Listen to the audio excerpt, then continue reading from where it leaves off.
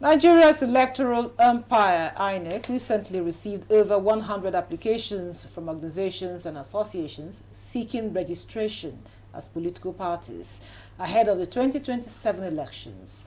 The Commission is currently verifying whether the applicants meet constitutional requirements under Sections 222 to 224 of the 1999 Constitution as amended and Sections 75 of the 2022 Electoral Act.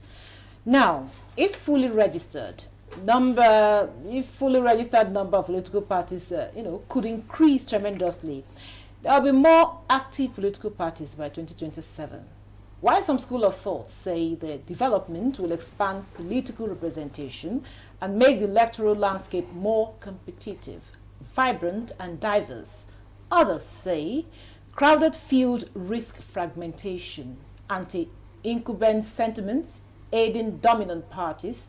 But in all, what is its implication to the Nigerian electoral and political landscape? These and other questions we hope to get answers to on the program Nigeria Today. Thanks for joining us as we discuss proposed registration of political parties. Welcome. I am Eucharia Clinton.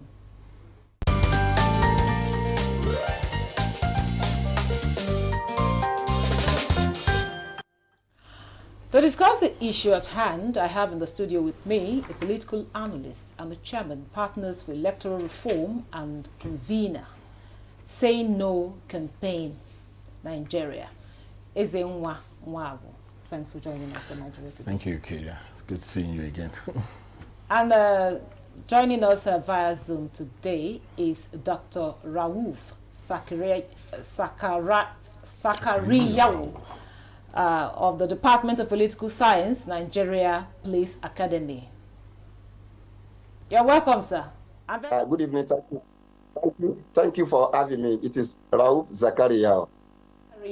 Thank you so much for correcting me on that. So I will start with you, Dr. Rauf.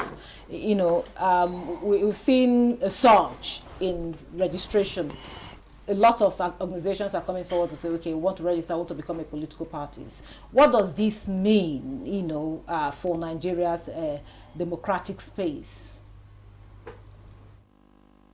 Well, thank you. In a democratic environment, it is part of their political rights, and it is part of our electoral law to have a multi-party arrangement, because Nigeria practices multi-party system, meaning we are eligible to have beyond 2 political parties, which is encouraging in a way of trying to ensure competitiveness in a democratic space.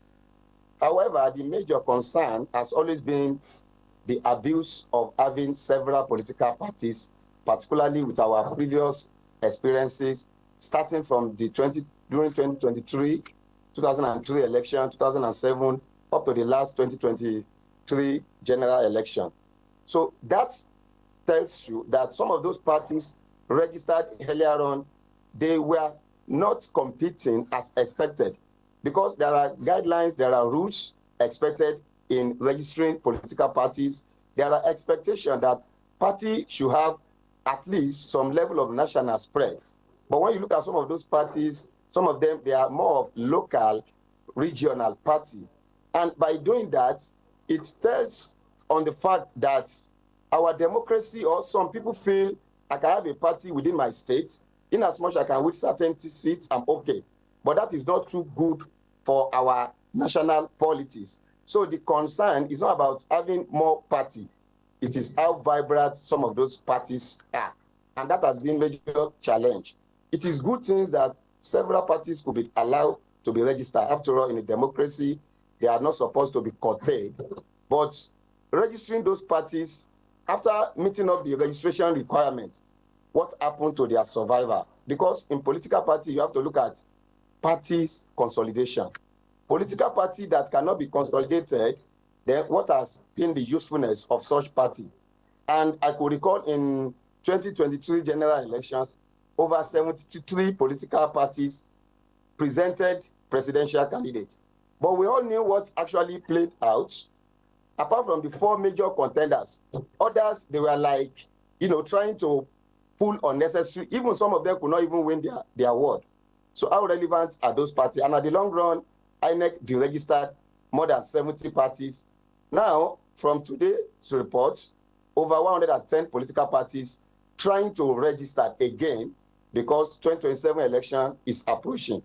Why is it that our political arrangement or our party politics is basically about when election is approaching?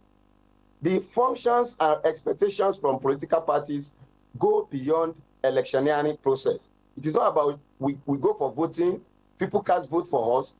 That is why we are saying most parties in Nigeria lack clear ideological trend, and that has been the major challenge.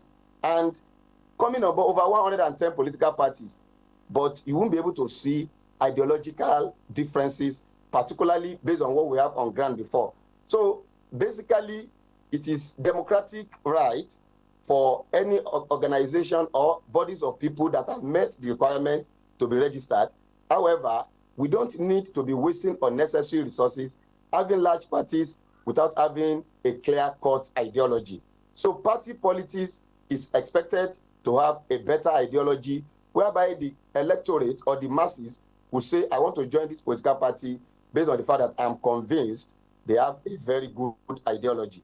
But in Nigeria, Doc, thank you very much, Doc. We'll get to that part that you're talking about. But Ezenwa, of course, you've heard what Dr. Rauf, his submission there. Now, with this surge in organizations coming forward to register their party, are we witnessing a renewed interest in grassroots democracy, or just crowding of the political space?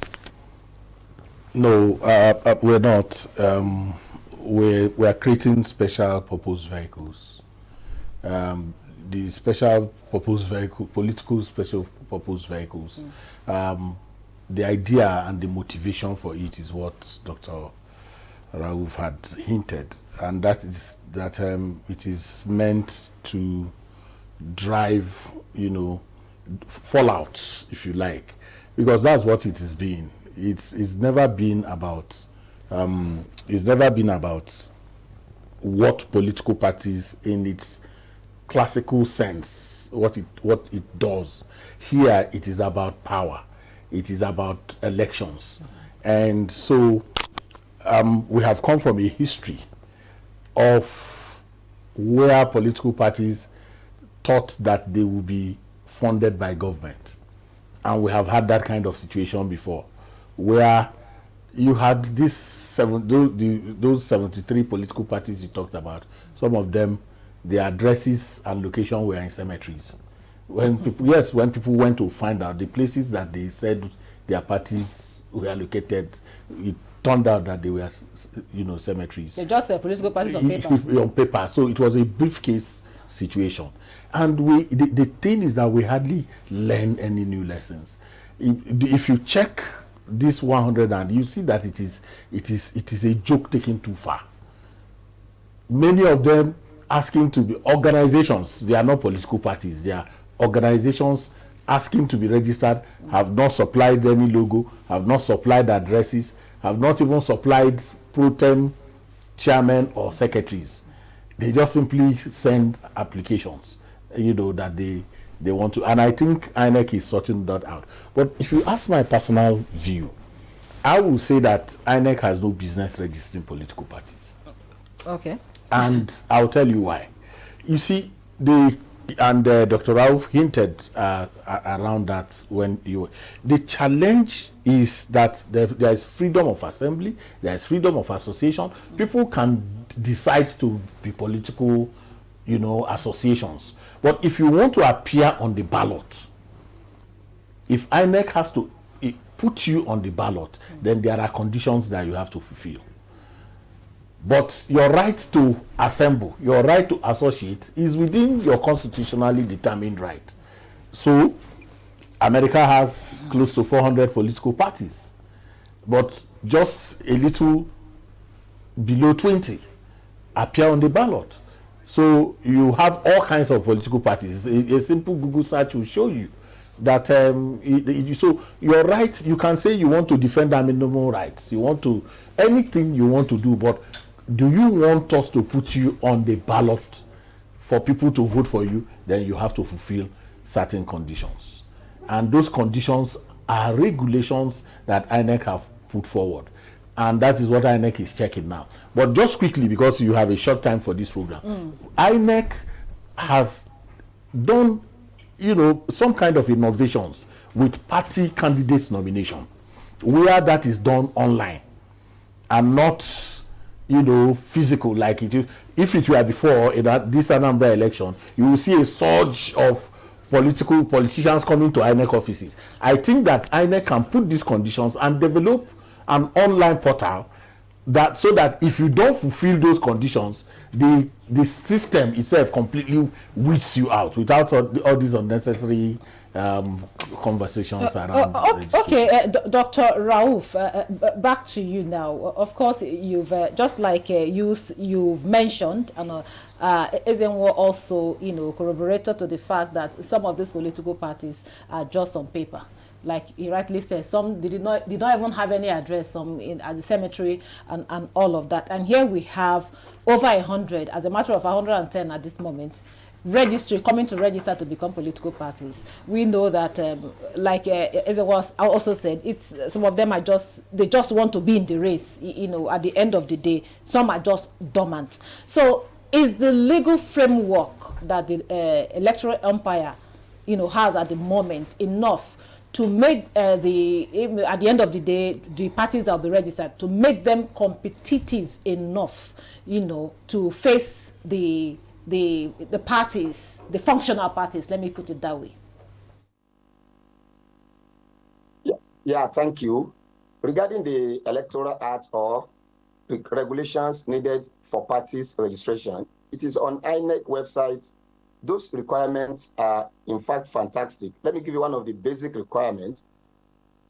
Party is expected to have some level of national spread, and that has been one of the major requirements for any political parties to be registered. But when you look at what we normally have, it has to do with due diligence, particularly from the electoral umpire, in the fact that what has been, the effort put in place in the process of verifications, because there is one thing to have guideline, there's another thing to follow it to the latter.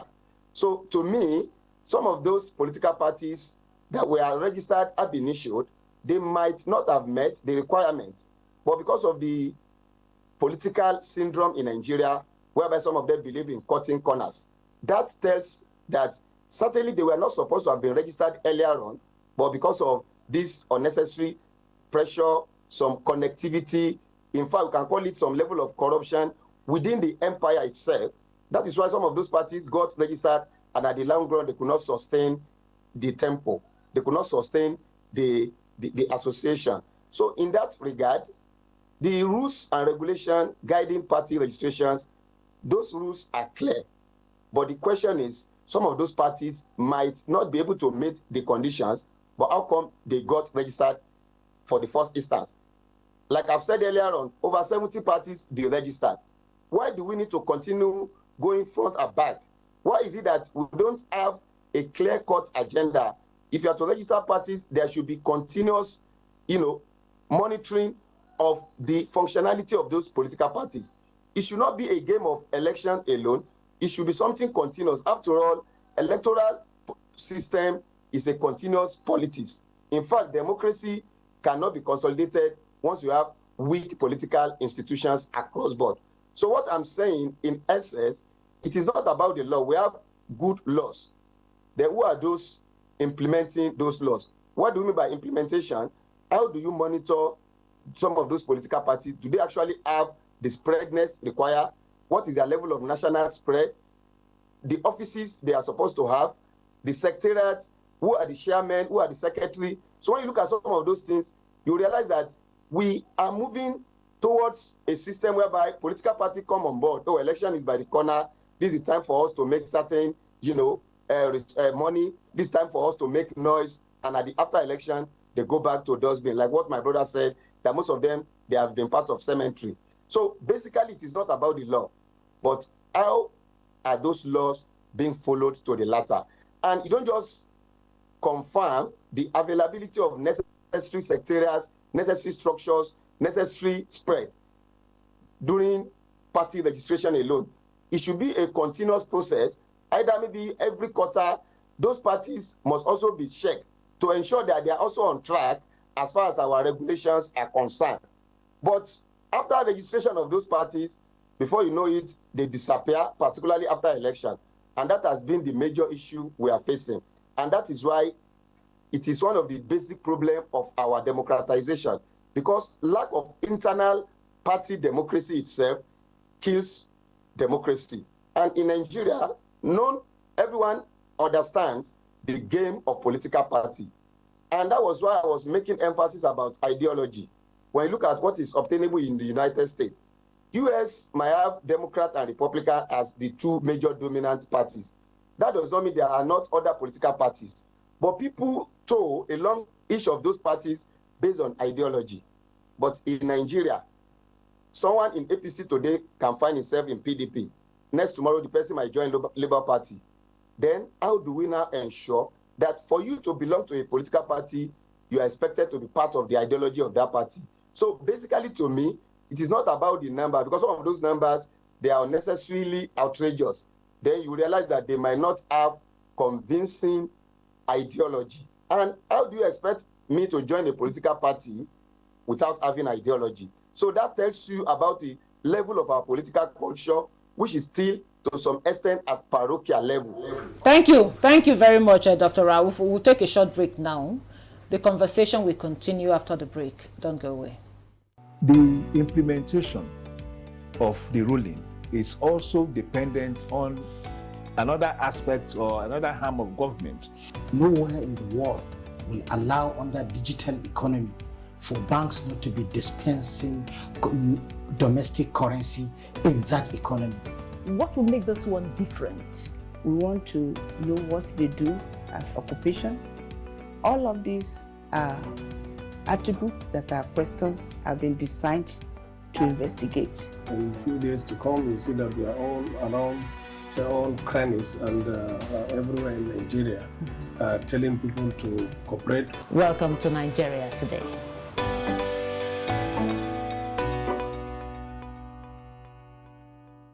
Welcome back. This is still Nigeria Today, and we are looking at the proposed registration of political parties. And of course, I have two gentlemen, one in the studio and one via Zoom, all the way from Kano.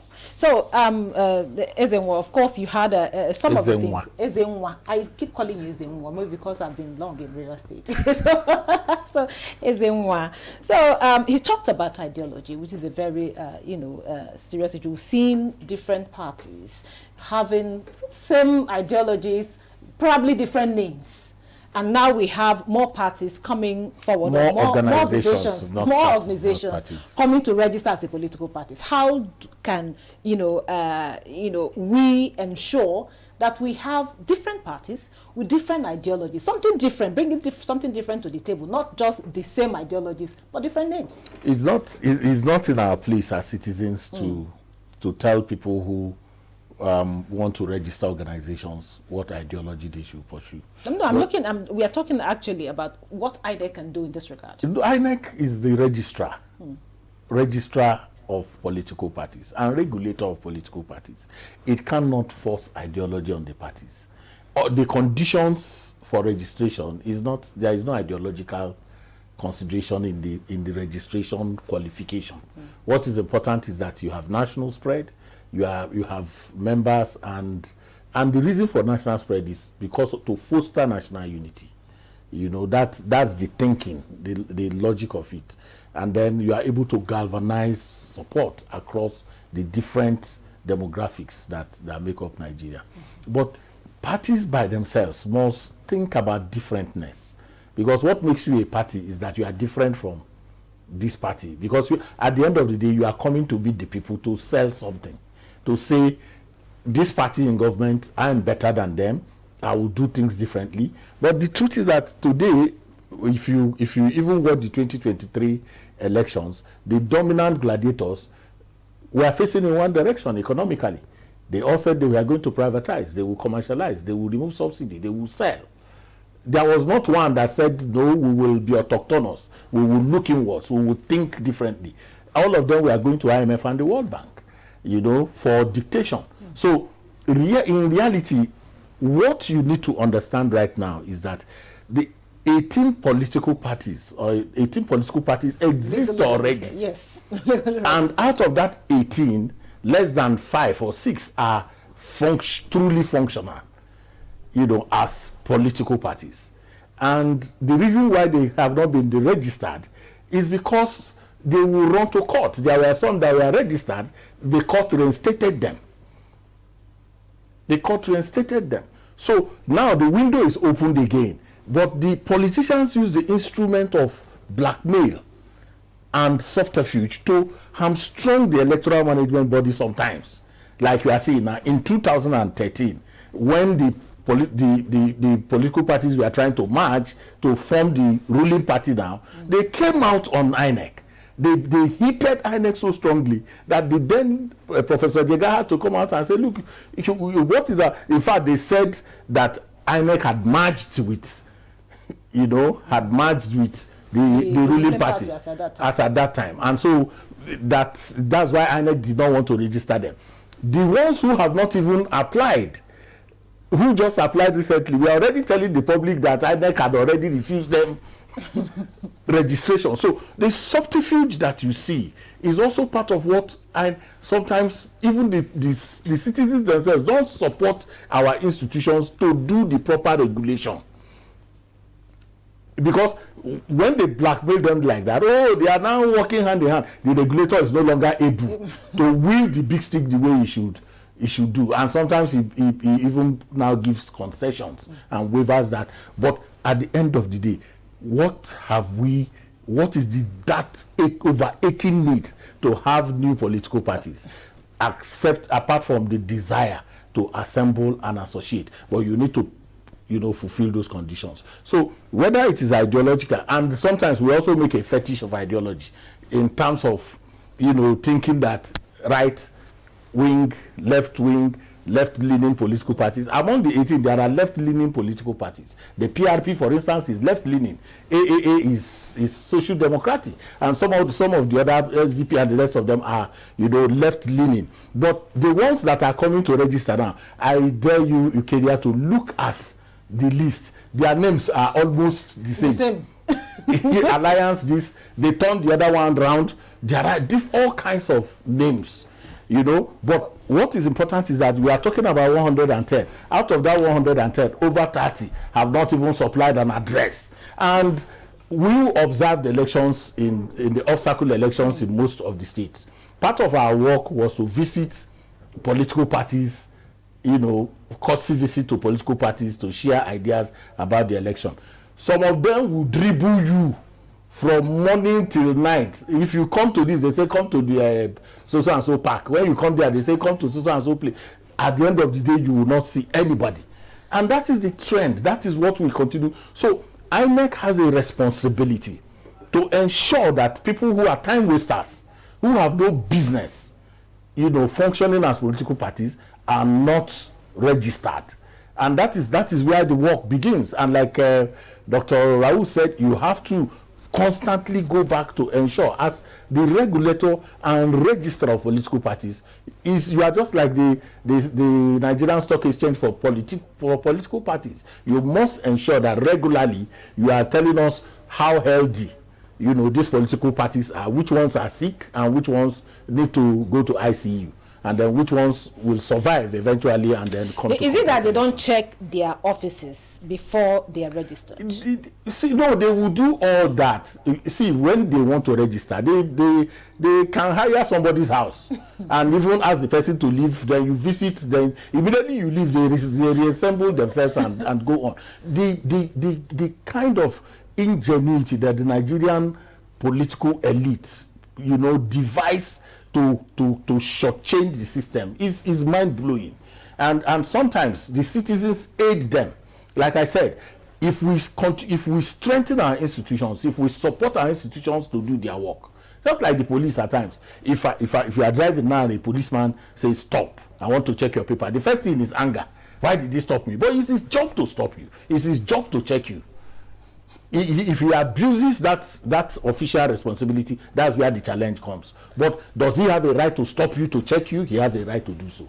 Okay, Dr. Rauf, I think this should be my last question to you. Now, how can INEC ensure that newly registered political parties contribute positively to democratic development?